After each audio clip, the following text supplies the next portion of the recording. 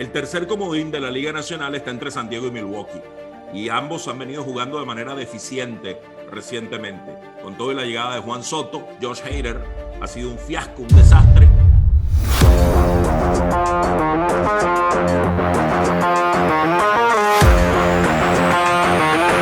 Cordial saludo, amigas y amigos, bienvenidos al episodio número 26 de Cronistas 2.0.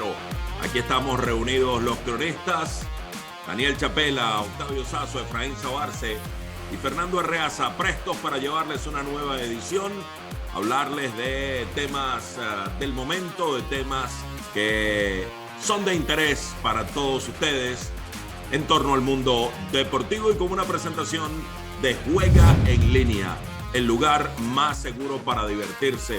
A propósito de Juega en Línea y del lugar más seguro para divertirse, Daniel, Octavio, Efraín, está comenzando el US Open. Primera semana transcurre del Abierto de los Estados Unidos de tenis, que se inició el lunes en las canchas de Flushing Meadow en Nueva York, y Juega en Línea tiene una promoción muy especial, un sorteo de tickets donde participan todos los que adquieran tickets para cada encuentro en el que deseen estar tentando la suerte, siempre de manera responsable, pero mientras más tickets adquieran, mejores probabilidades tendrán de llevarse 2.500 bolívares a repartir. Así que el US Open está allí a la mano para que lo disfruten a través de Juega en Línea, el lugar más seguro para divertirse.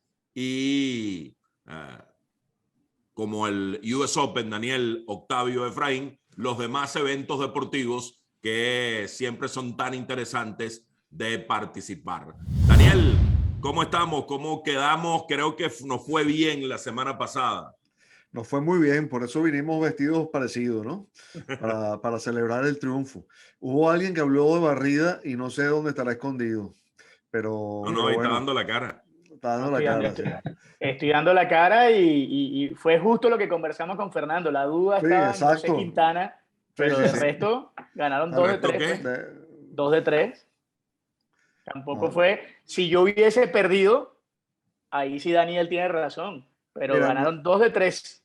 Si no había barrida, alguien iba a ganar 2 de 3. No hay otra forma que dé la cuenta. Claro, pero si te metes conmigo ahora, ¿cómo te meterías si hubiese ganado Atlanta 2-1? Por lo menos aquí pegué 2 de 3, ¿o no? No, bueno, pero había que pegar el pronóstico. De aquí en adelante... La cuestión es meterse conmigo como sea, pero estoy diciendo, si gano 2 partidos de 3 de los que dije, estoy más cerca yo que Efraín, que pegó 1. ¿Por qué se van a meter conmigo? Es una injusticia. ¿Cómo te fue a ti, Efraín?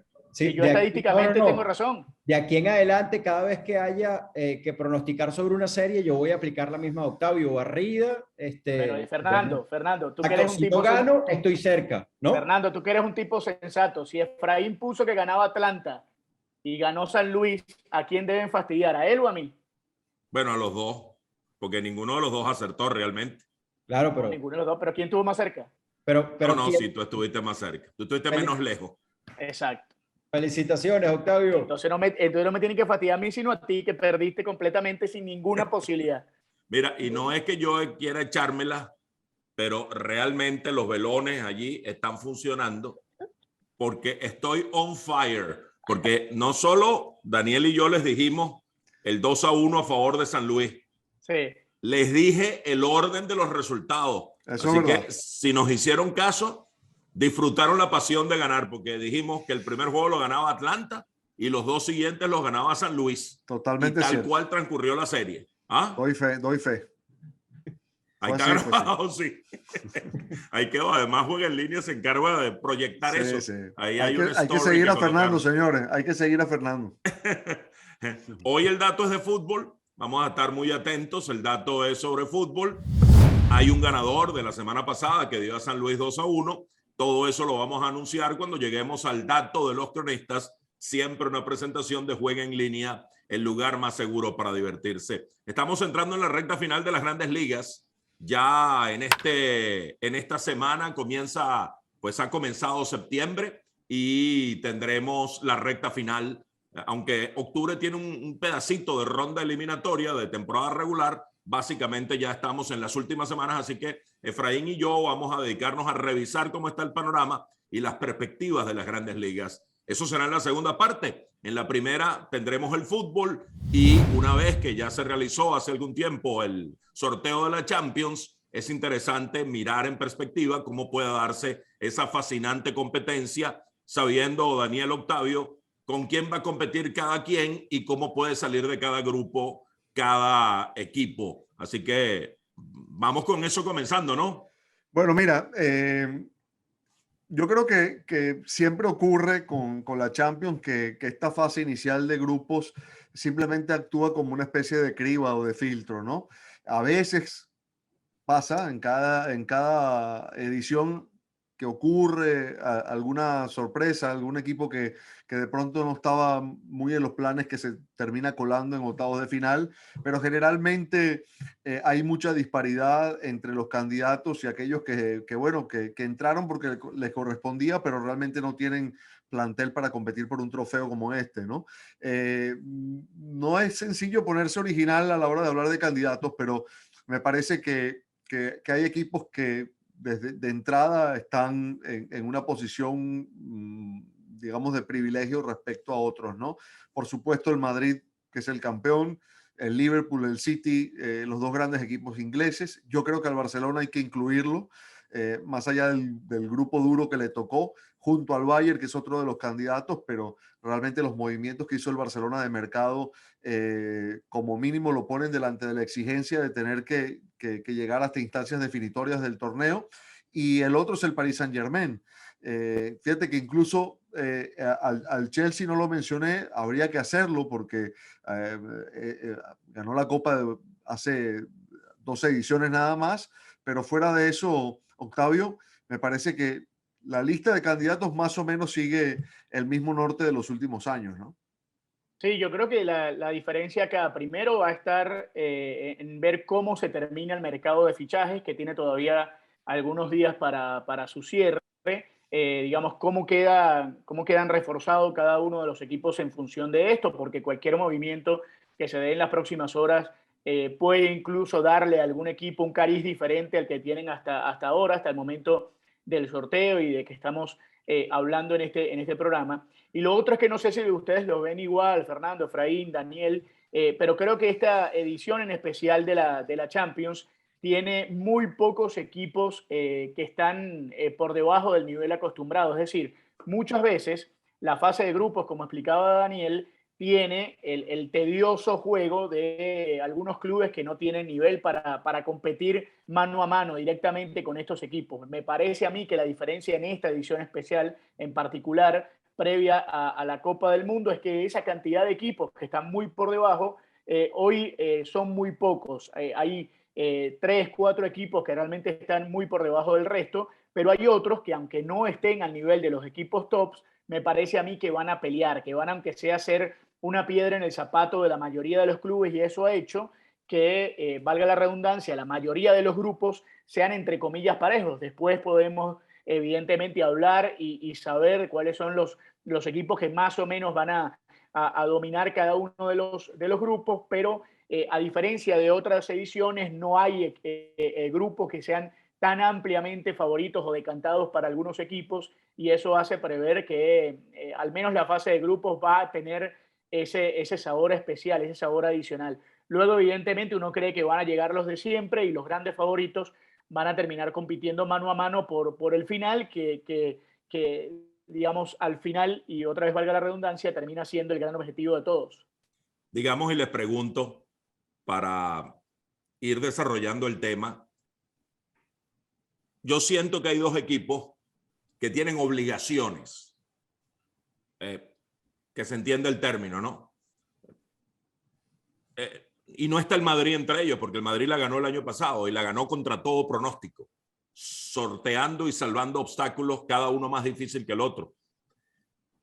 Siento que el City, que ha estado con etiqueta de favorito año tras año, al tener ahora a Haaland, está como en una especie de obligación.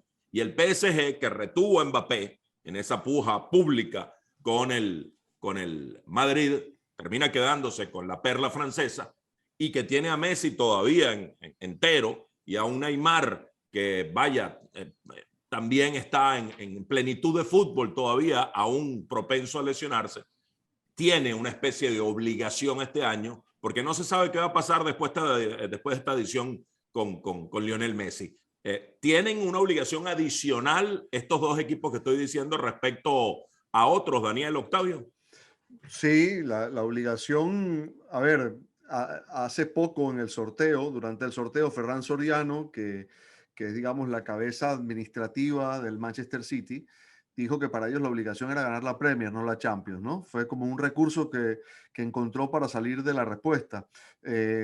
Por supuesto que la obligación está porque es un equipo que hace grandes inversiones para ello. Yo en lo que sí estoy en desacuerdo es con que se diga que las inversiones son para ganar la Champions. No, las inversiones son primero para ganar la Premier League, porque hoy la Premier League no se puede ganar sin planteles poderosos, ¿no? Es distinto a lo que ocurre en Francia. El Paris Saint-Germain con un plantel probablemente de menor monta, también podría ganar la liga francesa, ¿no? Son dos cuestiones diferentes. Sin embargo, equipos que hacen los movimientos de mercado que realizan, el caso del City lo has dicho muy bien con Haaland, el caso del Paris Saint-Germain reteniendo a Mbappé a sus figuras, contratando un nuevo director deportivo y futbolistas que no son de tanto renombre, pero que ya le están dando muy buen rendimiento, por supuesto que lo hace con ese objetivo de conseguir la Champions. Después, la discusión puede ser si después de cada campaña de Champions, cuando no la gana el City o no la gana el Paris Saint-Germain, uno puede hablar de fracaso. A mí me parece que eso depende del camino que cada uno sigue para poder definir si eso es un fracaso o no lo es.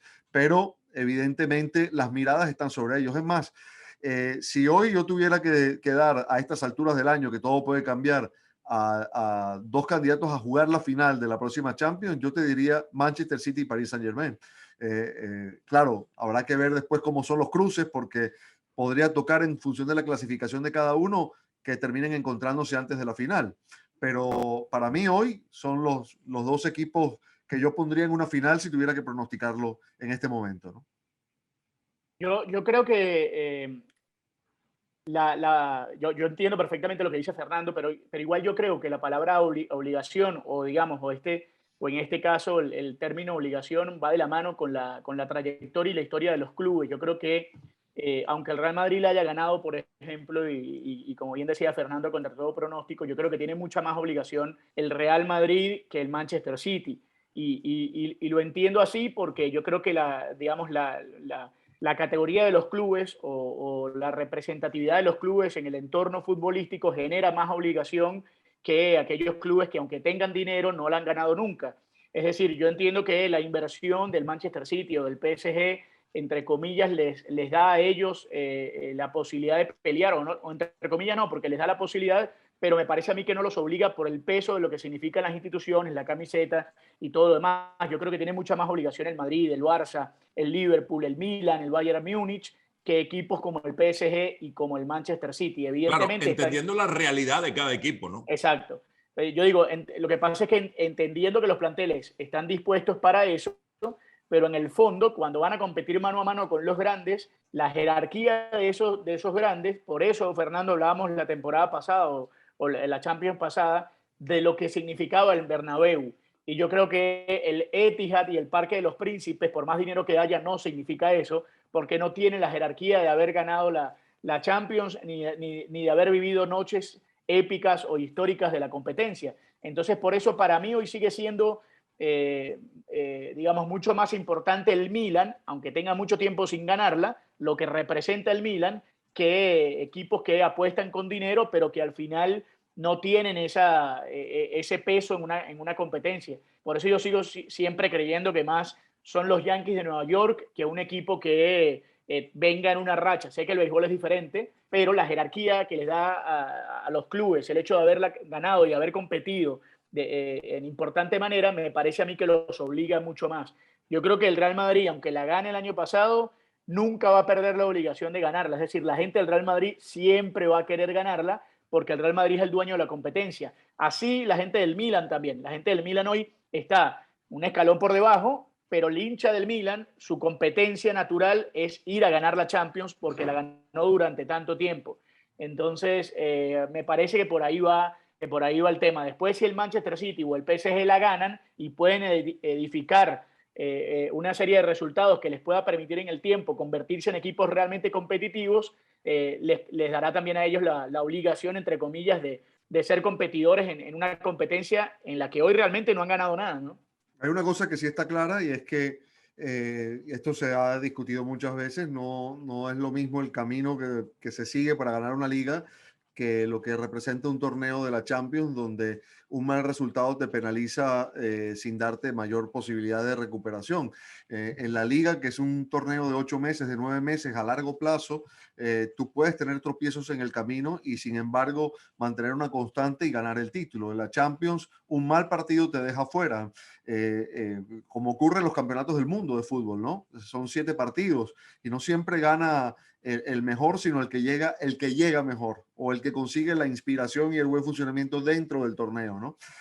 Y eso también pasa con la Champions. Yo creo que al Madrid uno siempre lo tiene que poner como candidato porque son 14 Champions y lo que representa. Pero el año pasado probablemente en todas las series, incluso hasta la final, a partir de octavos, el Madrid nunca fue favorito. No lo fue contra el City, ni contra el Chelsea, ni contra el Paris Saint-Germain, ni en la final contra el Liverpool. Y terminó imponiéndose en todas, ¿no? Porque en esta cuestión importan los detalles. Contra el Paris Saint-Germain, por ejemplo, si uno pudiera dividir, que no es así el fútbol, pero si uno pudiera dividir la serie en 4 tiempos de 45, el Paris Saint-Germain fue superior en 3 de los 4, pero pasó el Madrid. Entonces, eso en una liga no se nota tanto, los tropiezos se pueden corregir en el camino. En la Champions sí, por eso que el componente azaroso está siempre incluido allí, pero va a tener más posibilidades y más opciones siempre el poderoso, el que tiene mejor plantilla que el resto. Y yo no quiero olvidarme de mencionar al Bayern, porque se quedó sin Robert Lewandowski, pero se quedó por decisión propia sin Robert Lewandowski, ¿no? Fichó a Sadio Mané y el equipo ha arrancado la Bundesliga a un ritmo tremendo. Yo sé que su propio torneo no es una medida del potencial del Bayern porque lo suele ganar prácticamente caminando. Son 10 títulos consecutivos, va por el 11º consecutivo el Bayern en la Bundesliga. Pero es un equipo con una estructura, con un funcionamiento, con una manera de hacer ya muy cimentada, ¿no? Y siempre tiene que aparecer como uno de los que va a estar allí peleando hasta el final. Está claro que el grupo C con el Bayern Múnich, el Barcelona, el Inter y donde está también el Victoria Pilsen es el más complejo. Sin embargo, a partir de la finalización de la fase de grupos por cómo podría estar estructurado el calendario y sabemos que bueno, hay sorteos y eso, ¿cómo podría verse el desarrollo del torneo, de la competencia en cuanto a lo complejo que puede hacer para cada equipo una vez terminado esa primera fase? Bueno, era lo que decía antes, que cuando hay equipos tan competitivos, prácticamente si uno revisa grupo por grupo, son realmente muy pocos los clubes que quedan afuera de los llamados clubes élite. Entonces, cuando te permite o cuando tú tienes una competencia que tiene equipos de nivel en la mayoría de sus grupos, uno supone que esos equipos de nivel van a trascender y al final esa segunda ronda, apenas después de la fase de grupos, termina siendo realmente dura y competitiva, porque yo creo que, digamos, sorpresas, me parece a mí que no va a haber en esta fase de grupos. Es decir, es cierto bueno, que en las últimas instancias hay equipos que han complicado. Una cosa es, como explicaba Daniel hace un instante, una cosa es que el Real Madrid pierda un partido frente al Sheriff, pero eso no indica que al final de la fase de grupos sea el Sheriff el que termine pasando, porque la consistencia tiene que permitirle a esos equipos llamados sorpresas o que no están a ese nivel competir mano a mano a lo largo de una fase de grupos que los grandes terminan jugando de muy buena manera cuando entienden que en casa y cuando entienden que diferentes situaciones terminan sacando los resultados. Evidentemente, no es sencillo tampoco ir a jugar a canchas pequeñas, canchas complicadas, con equipos de bajo nivel en sus estadios, como lo permite la Champions, que ahí se te reducen las opciones porque los equipos se meten en sus canchas, porque te incomodan los partidos. Pero yo creo que cuando terminan pasando en la segunda ronda y en esta edición en especial, que hay tantos clubes importantes, ahí es donde vamos a ver el verdadero nivel de estos clubes para ver cómo está armada la competencia. A partir de ahí es eso. Y hay sí, perdón. Daniel, el formato de competencia de la Champions también tiene dos facetas, digamos. La fase de grupos, donde puede haber ese resbalón contra el Sheriff, pero igual pasar a la siguiente fase. Sí. Y luego ya las confrontaciones directas, que se depura el torneo en calidad y donde ya no se puede resbalar. Por eso, y una última pregunta, le quería plantear, tal vez al Barcelona lo mejor que pudo pasarle fue quedar en un grupo difícil, porque justo en ese grupo, con todos los fichajes que hicieron y la calidad que puede llegar a desarrollar Xavi con su gente, pues bueno, foguearse en ese grupo. El año pasado se quedaron fuera en la fase de grupos y luego ni siquiera pudieron ganar la Europa League y ya tenían algunos de los fichajes que ahora tienen. Entonces, esa fase de grupos complicada con el Inter y con el Bayern puede ser el termómetro exacto de cuán lejos puede llegar el Barça en esta edición, ¿no? Sí, probablemente si le preguntas a Xavi hubiera preferido un grupo más sencillo, ¿no? Aunque evidentemente encontrarse con una exigencia de este tamaño los va a tener que enchufar de una vez. Pero digo que yo creo que el Barcelona, esta plantilla del Barcelona es más que la del Inter. La plantilla, no sé si el equipo habrá que ver si se construye y cuán rápido se pueda construir, ¿no? Pero yo creo que si el Barça no pasa a la fase de grupo sería un gran fracaso, ¿no? Para el club y para Xavi técnico, porque le están dando todas las herramientas, le están colocando la plantilla soñada y ahora tiene que responder con resultados a eso, ¿no? Lo que sí quería comentar como detalle distinto o distintivo de esta edición de la Champions tiene que ver con la presencia, con la celebración del Mundial, porque también es un hecho inédito que la Champions se vaya a partir en dos con el Mundial en el medio, ¿no? Normalmente la primera fase de Champions terminaba la primera semana de diciembre y se reanudaba en febrero. Esta vez se va a terminar en octubre, va a ser una fase de grupos muy ajustada, con partidos muy seguidos. Después viene el Mundial y pasado el Mundial, actividad en los clubes, porque la mayoría va a jugar en los días de celebración de diciembre y después la Champions otra vez en febrero. Quiero decir que habrá que ver en qué condición llegan los jugadores para la segunda fase de la Champions, que era un obstáculo que antes no estaba. Esto es totalmente inédito, totalmente nuevo, que los jugadores, las grandes figuras de estos clubes, porque por algo lo son, los grandes nombres de estos clubes también están en la Copa del Mundo, también van a estar en la Copa del Mundo, y habrá que ver, insisto, en qué condición llegan. Que hay mucha distancia entre el final del Mundial y el reinicio de la Champions, es verdad, un par de meses, pero yo creo que este torneo hay que considerarlo porque siempre puede tener algún tipo de incidencia en lo que ocurra después.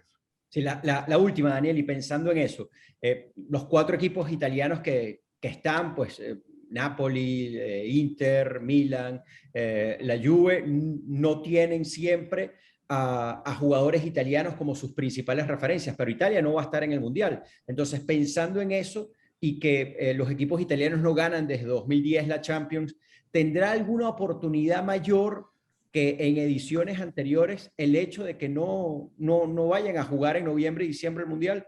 Yo creo que no.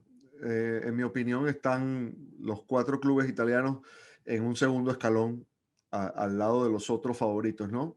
Es verdad que Italia no va a estar en el Mundial. Es cierto que muchos de esos futbolistas van a estar entrenándose con sus clubes durante la pausa, pero no son los jugadores diferenciales de ninguno de esos equipos, ¿no? Los diferenciales van a estar jugando el Mundial. Entonces, no creo. Sinceramente, no veo, incluso la Juve se ha reforzado bien. La Juve podría ser un equipo que avance hasta instancias definitorias. Aparte, no creo que le haya tocado un grupo especialmente difícil, aunque esté el Paris Saint-Germain ahí, el Benfica podría pelear, pero ganar la Champions yo no la veo al alcance hoy de ninguno de los cuatro equipos italianos. Bueno, muy bien. Así terminamos esta primera parte de la edición número 26, el capítulo número 26 de Cronistas 2.0. Esto sin contar la edición especial con Omar López, el manager de Venezuela para el Clásico Mundial del próximo año en marzo. Ahí está a la disposición de todos ustedes esa nota con Omar López, muy interesante. Así como cada uno de los trabajos que hacemos, cada capítulo por lo general no pierde vigencia y son temas que se mantienen en el tiempo. Por lo pronto nos vamos con el dato de los cronistas, presentado por Juega en Línea, el lugar más seguro para divertirse.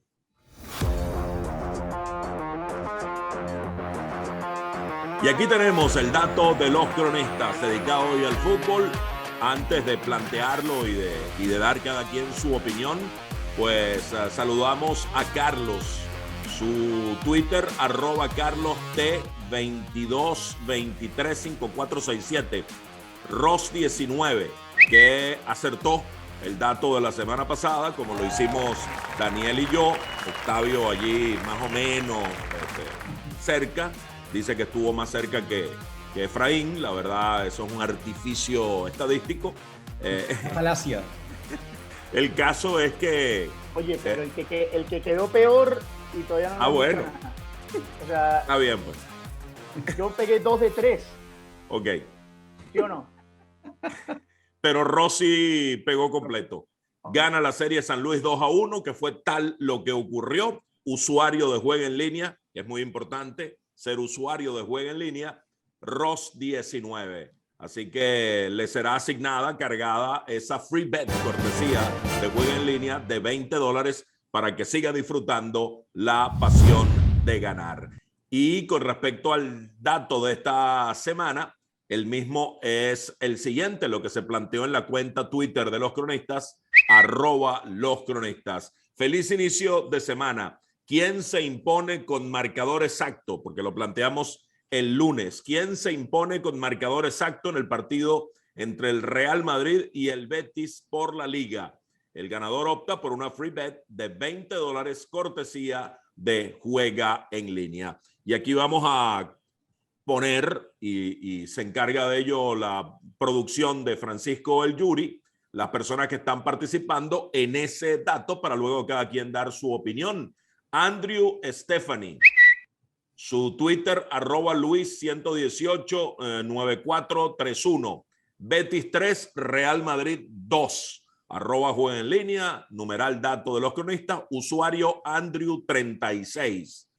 Dio al Betis ganando 3-2. Ángel José Padilla, su tweet respondiendo al planteamiento, @Juega en Línea, los cronistas, dato de los cronistas, también ve ganador al Betis 2-1 sobre el Real Madrid. Usuario Isaías 1970. Tercer participante, y allí van apareciendo los tweets que va colocando Francisco El Yuri. Emmanuel Martínez, 1-1, dice el usuario Emanuel Geray, y pone la etiqueta dato de los cronistas. Aquí está un empate 1-1 porque se trata del marcador exacto. Y la cuarta persona participante es Oscar Escorihuela. Pone dato de los cronistas, gana Real Madrid 2-0 al Betis, usuario Oscar 1503. Ahí están los participantes del dato de esta semana. El juego entre el Real Madrid y el Betis en el Bernabéu. A ver. Yo de último. Bueno, yo digo Efraín, Real Madrid 3, Betis 1. Amba, qué agresivo. Yo digo Real Madrid 2, Betis 1. Yo digo Real Madrid 2, Betis 0. Bueno, y yo Real Madrid 4, Betis 2. Caramba, muchos goles. Sí. Y creo que va a haber muchos goles, sí. Bueno. A la alta. 3-1 Octavio, 2-1 Efraín, 2-0 yo, y quien cerró, Daniel 4-2, siempre a favor del Real Madrid, ¿no? Siempre, sí, todos. Muy bien, ahí está entonces el dato de los cronistas y los invitamos a visitar juegaenlinea.com porque se inició el US Open y Juega en Línea llega con el sorteo de tickets donde participan por 2.500 bolívares a repartir. Se tomarán en cuenta todos los tickets que cada quien realice para el encuentro seleccionado en su apuesta a ganar con el US Open y con Juega en Línea, el lugar más seguro para divertirse. Volvemos con la parte del béisbol.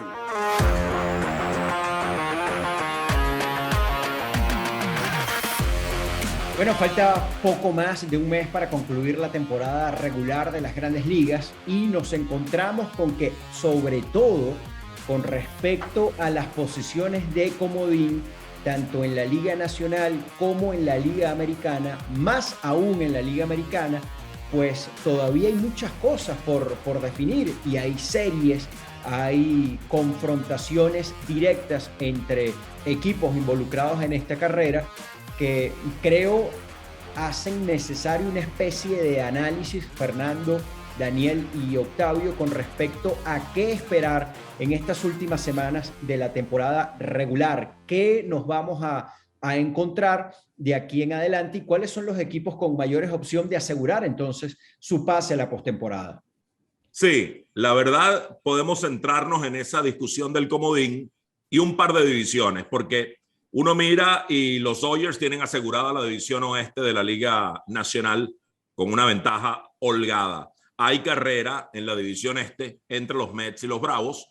Nueva York siempre ha encontrado la manera de repeler las embestidas del equipo de Atlanta, y Filadelfia también ha estado jugando muy bien, aunque ha estado lejos, pero los Phillies apuntan a meterse en uno de los comodines que ya vamos a revisar. San Luis ha sacado una ventaja importante sobre Milwaukee y solo quedan 4 juegos entre ellos. Uno podría decir que podría haber carrera si Milwaukee y San Luis tuvieran 9 juegos pendientes. No, tienen 4 nada más, y aún barriendo no alcanzarían a los Cardenales, que están jugando de una manera muy sólida, y todo apunta a que no van a decaer de aquí al final.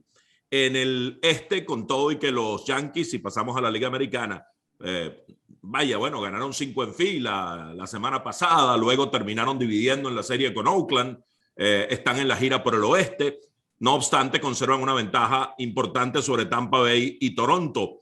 En el centro de la Americana sí hay carrera, y allí podemos hablar un poco, detenernos, hablar un poco. Creo que podemos comenzar por ahí, Efraín, porque en el oeste no hay ningún tipo de carrera, ya que Houston tiene asegurado el título divisional allí. Así que podemos hablar un poco del centro de la Liga Americana, Cleveland, Minnesota y Chicago como los candidatos a proclamarse campeones o campeón en ese sector. Y en este momento vemos a los Guardianes de Cleveland en el primer lugar de la división central de la Liga Americana, un apartado en el cual los Medias Blancas arrancaron como favoritos luego de la victoria obtenida el año pasado, un conjunto que se suponía incluso podía jugar mejor que el año anterior, porque recuerden, Chicago el año pasado, aún con una serie de lesiones, sobre todo en la primera parte de la campaña, pues seria, de peloteros claves como Luis Robert, como Eloy Jiménez, pues no tuvo mayores inconvenientes para dominar allí. Sin embargo, este año pues no han podido, también han surgido lesiones, igual que el año pasado, pero los Medias Blancas, al momento en el cual pues estamos hablando, Fernando, es un equipo que se aleja. Terminaron la semana anterior perdiendo sus últimos 4 compromisos, siendo barridos en su casa por un conjunto como los D-backs. Y los Guardianes, pues se han ido afianzando, aun cuando perdieron también la serie del fin de semana frente a los Marineros, pues parecen estar en este momento en una buena situación como para pensar que pueden ganar ese apartado, aun cuando quedan todavía 8 compromisos, y aquí pudiera estar, Fernando, la posibilidad de cambio de mando con respecto a lo que está ocurriendo en este momento en el centro de la Americana. Hay 8 compromisos todavía entre los Mellizos y los Guardianes. La pregunta está, ¿tiene en este momento Minnesota cómo doblarle el brazo al equipo de Terry Francona?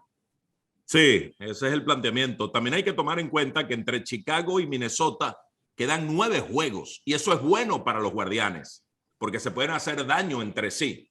Correcto. Y eso puede sacar rédito el equipo de Cleveland, dirigido por Terry Francona. Chicago ha tenido toda clase de problemas. Ahora mismo no tienen a su parte izquierda del infield. Tim Anderson fuera y Joan Moncada en lista de lesionados, varias veces en lista de lesionados. Luis Robert y Eloy Jiménez no están en lista de lesionados, o no, al menos al momento de realizar el programa, pero pierden días de juego porque tienen constantemente problemas físicos. La rotación también está teniendo dificultades, excepto Dylan Cease. Los demás miembros de la rotación han sido sumamente inconsistentes, y Chicago, que se había metido de lleno en la carrera, ha venido retrocediendo en los últimos días. Y esos 9 juegos, entre ellos, me parece que benefician a Cleveland, porque en el caso de Chicago y el equipo de Cleveland ya disputaron 15 partidos. Así que el rival directo de los Medias Blancas no está al alcance a través de una serie directa o a través de un par de series o 3 que tengan en la campaña. Tienen solo una pendiente y no les bastaría para darle alcance. Pareciera que Cleveland puede, en definitiva, sacar provecho de esa situación, y mucho mérito para Terry Francona, que entre los 3, Efraín era el menos favorecido en los pronósticos.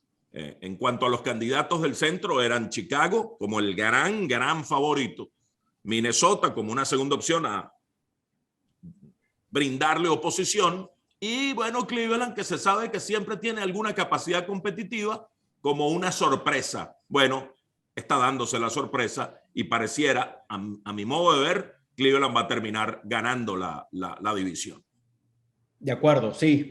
Creo que después de esperar mucho por ese resurgir de los Medias Blancas, pues la conclusión es que no va a ser esta la campaña para ellos. Todo parece indicar que tienen los Guardianes, aún en este momento con una ventaja corta, las posibilidades de ganar ese apartado, la división.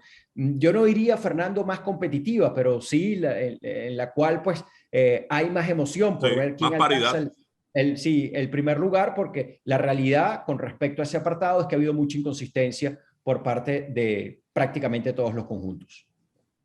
En el este de la Nacional, donde hay carrera, solo quedan unos pocos partidos, una sola serie de 3 juegos entre Bravos y Mets. Así que allí no se va a definir la división. Se va a definir con el que juegue mejor de aquí al final. Y los Mets siempre han tenido una ventaja. Han logrado, se pusieron a medio juego en un momento dado los Bravos.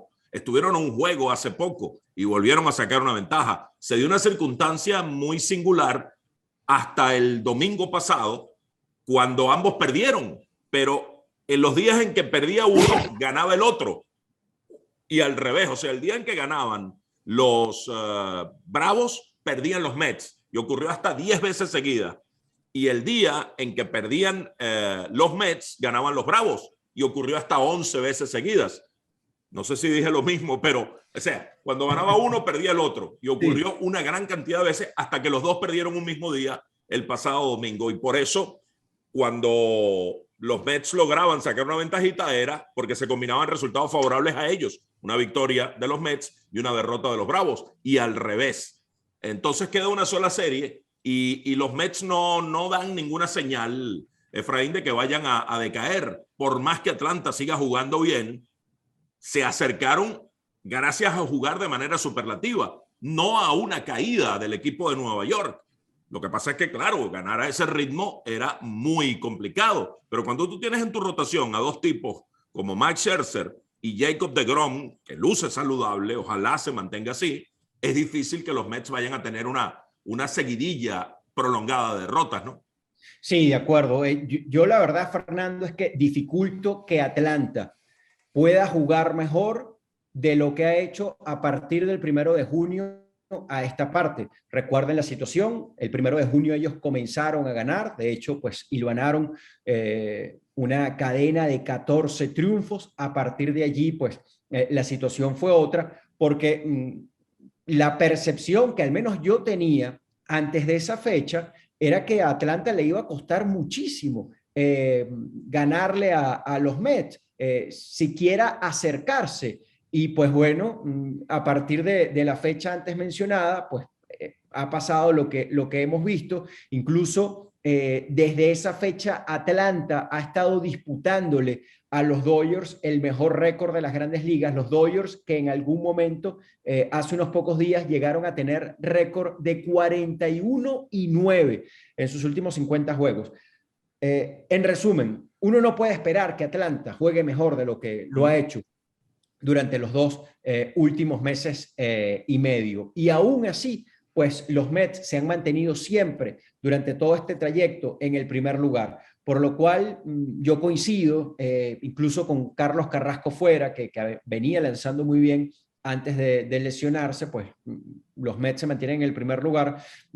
Para mí lo más probable es que ellos finalicen allí. Creo que hay una estructura muy fuerte, creo que hay razones muy ligadas, por cierto, a Bob Showalter para esperar algo muy distinto a lo que ocurrió durante la parte final de la campaña pasada, cuando los Mets pues, se vinieron abajo, sufrieron una debacle casi épica. Fernando, Efraín, estamos hablando en este preciso momento me parece a mí que de dos casos totalmente diferentes. Por un lado, los Mets y los Bravos, que pelean más o menos con herramientas similares. Yo sé que es diferente tener a Scherzer y a DeGrom que al cuerpo de picheo de los Bravos, pero el cuerpo de picheo de los Bravos es precisamente lo que ha mantenido también a este equipo en la pelea. Pero por el otro lado, cuando hablamos de Cleveland, de Chicago, de Minnesota, una pelea, entre comillas, pareja, por más de que Chicago se esté yendo. Y les quiero preguntar si alguno de esos equipos, porque en el caso de Cleveland, Minnesota y Chicago, de acceder o el que acceda a la próxima fase, ¿ustedes lo ven en algún momento con posibilidades de pelear por algo? ¿O descartamos a esos equipos que no han podido ser equipos consistentes y establecidos, porque además el cuerpo de picheo de esos tres equipos tampoco es que sea el mejor de la liga? Digamos, el que pase de Atlanta y los Mets va a ser contendor. Sí. Me parece que no es el mismo caso del otro lado, ¿no? Totalmente. De hecho, los Bravos tienen asegurado el comodín, el primer comodín. Y si desplazan a los Mets van a ser el primer comodín. Probablemente Filadelfia el segundo, que es un muy buen equipo, con un muy buen récord. Han jugado realmente bien desde la salida de Joe Girardi. Por eso yo coloco a Rob Thomson como manager, como candidato a manager del año, porque le dio un vuelco a ese equipo que tenía 6 por debajo de 500 y los está metiendo en la postemporada. Distinto a Minnesota o Chicago, el que no gane la división probablemente tampoco va a estar en el comodín. Los mellizos están algo distantes del comodín y los medias blancas todavía más. Eso muestra la precariedad de la división, y los propios Guardianes, ganando la división, pareciera un equipo que se queda temprano en la postemporada. Cuidado si en la serie por el comodín, porque probablemente ganando la división va a ser el ganador de división de récord menos destacado y tendrá que jugar la serie de 3 juegos del comodín contra el comodín de récord menos destacado.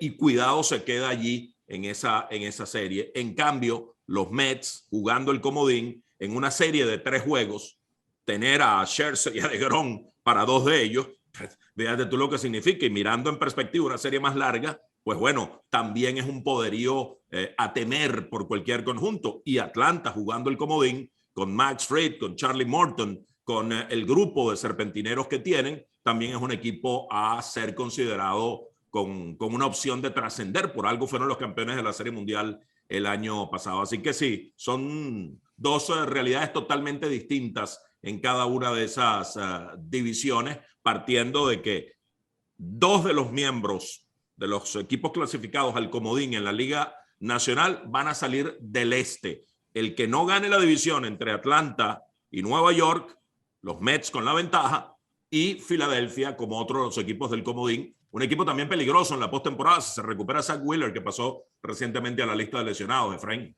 Sí, y por la manera como están bateando, además. Regresó Harper. Sí, es un equipo que creo va a ser complejo, va a ser difícil de enfrentar. Yo soy de los que piensa que un equipo es mucho más que un pelotero, que solo un jugador, que una individualidad, por muy bueno que sea. Pero yo tengo, Fernando, la percepción de que Bryce Harper está determinado a trascender en esta campaña, porque Harper desde que llegó a Filadelfia por ese gran contrato de 13 campañas, pues no ha podido jugar en la postemporada.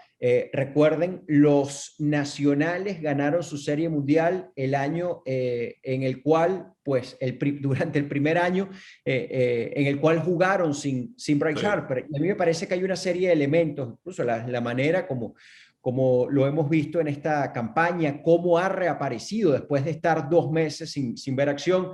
Yo creo que él tiene un estímulo muy importante al ver cerca la posibilidad de finalmente jugar los playoffs con su nuevo conjunto, entre comillas. Yo creo que ese es un pelotero que va a marcar diferencias en esta carrera por el pase a la postemporada, y si finalmente lo concretan, pues en la misma, en los playoffs.